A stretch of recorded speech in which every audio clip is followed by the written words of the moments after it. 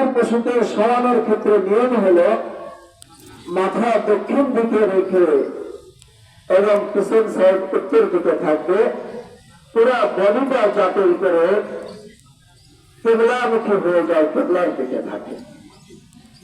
এটা হলো জবাইয়ের সরানোর জন্য উত্তম পদ্ধতি। মাথা থাকবে দক্ষিণ দিকে এবং যিনি জবাই করবেন উনি কেবলামুখী দাঁড়িয়ে জবাই কাজ সম্পন্ন করবেন। হ্যাঁ, গরু যদি বড় হয়, কোরবানির পশু যদি অনেক বড় হয়, যেটাকে এদিকে ফিরিয়ে সরানো সম্ভব হচ্ছে না, তাহলে যেদিকে ফিরানো সম্ভব হয় সেদিকে ফিরিয়ে জবাই করলেই জবাই হয়ে যাবে, জবাইয়ের মধ্যে কোনো ভুল হবে না। আমরা অনেক সময় আছে পশুকে টানা হিসরা করে এত কষ্ট দেই যে বড় পশু হওয়ার কারণে ওই দক্ষিণ দিকে ফেরাইতে গিয়ে চামড়া ছিঁড়ে যায়। এটা না করলেও কোনো সমস্যা নেই। যেদিকে ফেরানো অবস্থায় সহজে জবাই করা যায় আমরা সে অবস্থায় জবাই করে দিব। জবাইয়ের সময় আমরা অনেক ক্ষেত্রে নাম দিয়ে থাকি, বিশেষ করে যেই পশুগুলো কয়েকজন মিলে জবাইয়ের কোরবানি করা হয়ে থাকে সেই পশুগুলোর জন্য আমরা নাম দিয়ে থাকি, নামের লিস্ট দিয়ে থাকি। এটা জরুরি কোনো বিষয় নয়। আপনি যে কোরবানি করছেন, এটা আপনি যখন পশু ক্রয় করেছেন তখনই এটা আপনার জন্য নির্দিষ্ট হয়েছে। যাদের পক্ষ থেকে কোরবানি করা হবে, যখন তারা কোরবানির পশু ক্রয় করেছেন তখনই তাদের জন্য এটা নির্ধারিত হয়ে গেছে।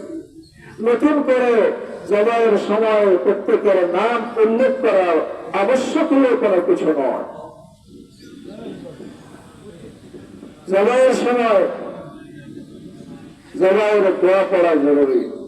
বিশেষ করে যিনি ছুরি চালাবেন তার জন্য বিসমিল্লাহি আল্লাহু আকবার বলা ফরজ।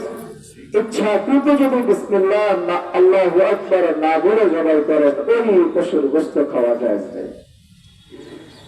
এমনকি ছুরি যদি একাধিক ব্যক্তি চালান তাহলে প্রথমে যিনি ছুরি চালিয়েছেন তিনিও যেমন বিসমিল্লাহ আল্লাহু আকবার বলবেন, পরবর্তীতে জবাইয়ের কাজে সহযোগিতা করার জন্য যারা ছুরি চালাবেন, অনেক সময় আছে কসাইরা জবাই হয়ে যাওয়ার পরে আবার ছুরি চালিয়ে কিছু অংশ কেটে থাকেন, তাদেরকেও আবার বিসমিল্লাহ আল্লাহু আকবার বলতে হবে। এই বিষয়গুলোর দিকে আমরা খুব খেয়াল রাখবো।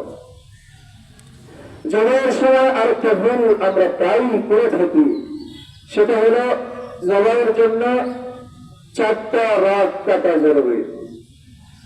মাঝে 2টা রগ থাকবে, একটা হলো শ্বাসনালী আর একটা হলো খাদ্যনালী, আর 2 পাশে 2টা রগ থাকবে, 2টা রক্তনালী।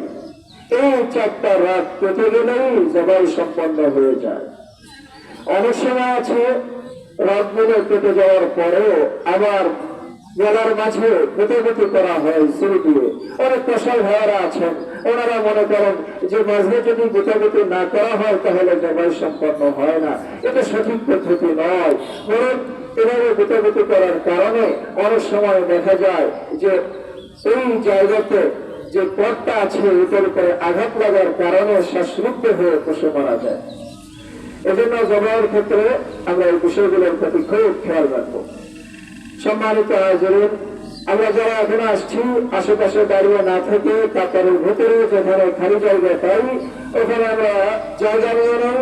ইনশাআল্লাহ অল্প সময়ের মধ্যেই জামাত আরম্ভ হয়ে যাবে।